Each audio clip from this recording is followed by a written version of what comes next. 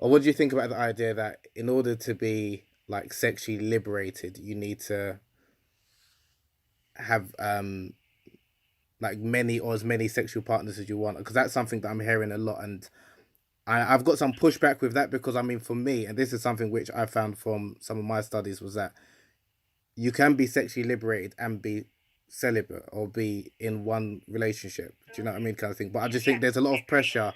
There's a lot of pressure on both men and women alike. It's not just women, but that this idea that you need to be sexually liberated, which is all well and good, but it's like the idea, the notion of being sexually liberated is having multiple sexual partners. When for No, me, you can be that's sexually liberated and it, it it's all a comes down myth. to choice. Yeah, so and that's something which I've noticed that's now coming out a lot.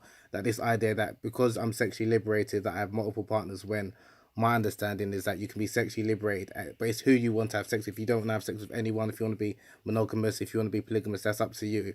But this idea that you need to have multiple partners to be sexually liberated, I think No. that's something See, which that's what is they're trying to dangerous. feed right now Yeah. to the young because ones. It's another way to repress. Yeah, it's Yeah. another way to repress.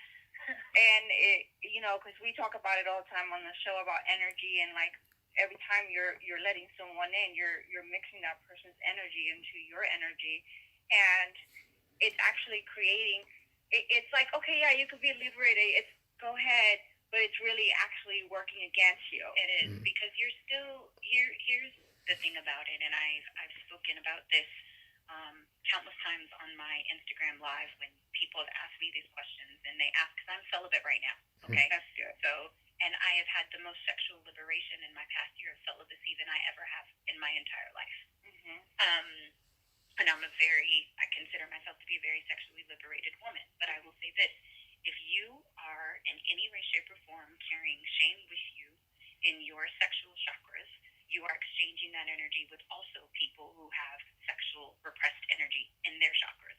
So you are not liberating yourself in the way of authenticity. Mm-hmm. You're liberating yourself just exchanging negative energy with people. Mm-hmm. So that's not liberation. That's actually more suppression. But you think that you're liberated because you're saying to the world, I don't adhere to your ideology, so therefore I must be liberated. It's all an act. It's all a ploy.